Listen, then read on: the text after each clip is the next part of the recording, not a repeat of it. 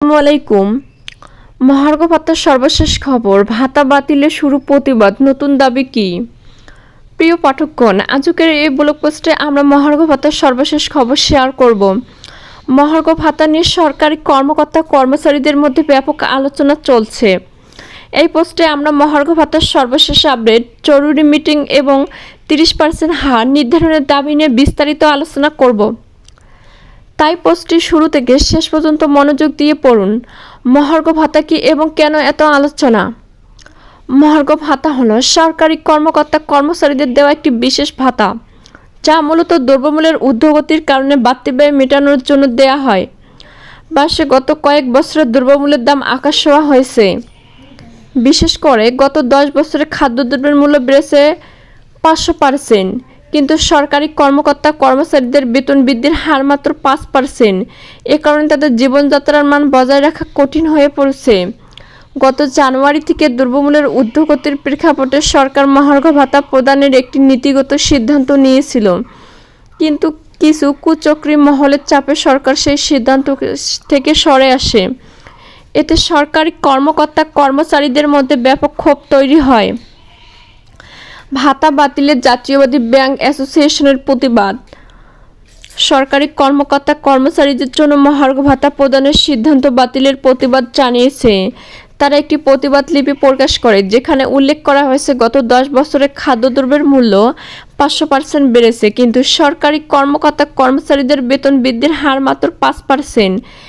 এছাড়া প্রতি 5 বছর অন্তত একটি পে স্কেল দেওয়ার নিয়ম থাকলে গত 10 বছরে কোনো পে স্কেল দেওয়া হয়নি। জেবিএবি আরও দাবি করে যে পঞ্চম গ্রেডের একজন উপসচিবের জন্য বর্তমান বাজারের মূল্যে সংসার চালানো অনেকটাই কঠিন। তাই তারা মহার্ঘ ভাতা বাতিলের সিদ্ধান্তের পরিবর্তে চলতি বছরের জানুয়ারি মাস থেকে 30% হারে মহার্ঘ ভাতা প্রদানের দাবি জানিয়েছে। মহার্ঘ ভাতার সর্বশেষ খবর, 30% মহার্ঘ ভাতার দাবি। জেবিএবির আহ্বায়ক মোহাম্মদ ইকবাল হোসেন এবং সদস্য সচিব মোহাম্মদ মোস্তাফিজুর রহমান মোস্তাক স্বাক্ষরিত প্রতিবাদ লিপিতে তারা সরকারের কাছে 30% হারে মহার্ঘ ভাতা প্রদানের দাবি জানান। মূলত 11 থেকে 20তম গ্রেডের সরকারি চাকরিজীবীরা এই দাবি করছেন।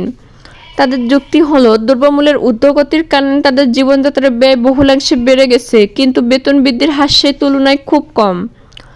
মহার্ঘ ভাতা নিয়ে জরুরি মিটিং আয়োজন। এখানে একটি গুরুত্বপূর্ণ তথ্য হলো, কিছুদিনের মধ্যেই মহার্ঘ ভাতা নিয়ে একটি জরুরি মিটিং অনুষ্ঠিত হবে। এই মিটিংয়ের মাধ্যমে মহার্ঘ ভাতার সকল ধরনের আপডেট প্রকাশ করা হবে। তাই সরকারি চাকরিজীবী এবং সাধারণ মানুষের জন্য এই মিটিংয়ের ফলাফল অত্যন্ত গুরুত্বপূর্ণ। মহার্ঘ ভাতা নিয়ে সরকারি কর্মকর্তা কর্মচারীরাই নন, সাধারণ মানুষও উদ্বিগ্ন, কারণ দ্রব্যমূল্যের ঊর্ধ্বগতির কারণে সবাই কম বেশি ক্ষতিগ্রস্ত। সরকারি কর্মকর্তা কর্মচারীদের বেতন বৃদ্ধি এবং মহার্ঘ ভাতা প্রদানের মাধ্যমে তাদের ক্রয় ক্ষমতা বাড়লে তা সামগ্রিক অর্থনীতির জন্য ইতিবাচক প্রভাব ফেলবে। মহার্ঘ ভাতা নিয়ে কিছু গুরুত্বপূর্ণ প্রশ্ন। মহার্ঘ ভাতা কাদের জন্য প্রযোজ্য? মহার্ঘ ভাতা মূলত সরকারি কর্মকর্তা কর্মচারীদের জন্য প্রযোজ্য, তবে বিভিন্ন বেসরকারি প্রতিষ্ঠানও তাদের কর্মচারীদের জন্য মহার্ঘ ভাতা প্রদান করে থাকে। মহার্ঘ ভাতার হার কত? বর্তমানে মহার্ঘ ভাতার হার নির্ধারণ নিয়ে আলোচনা চলছে। সরকারি কর্মকর্তা কর্মচারীদের দাবি অনুযায়ী এটি 30% হওয়া উচিত। মহার্ঘ ভাতা কখন থেকে কার্যকর হবে? মহার্ঘ ভাতা চলতি বছরের জানুয়ারি মাস থেকে কার্যকর করার দাবি জানানো হয়েছে, তবে এটি চূড়ান্তভাবে নির্ধারণ করা হবে আগামী মিটিংয়ে।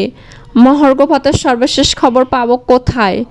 মহার্ঘ ভাতা নিয়ে সর্বশেষ আপডেট পেতে আমাদের ব্লগের সাথে থাকুন, আমরা নিয়মিত আপডেট শেয়ার করব।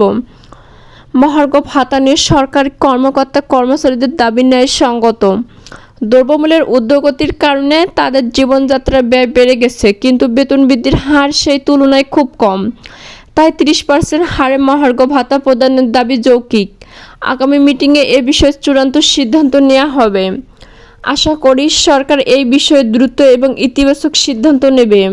মহার্ঘ ভাতা নিয়ে আরও আপডেট পেতে আমাদের ব্লগের সাথে থাকুন। ধন্যবাদ।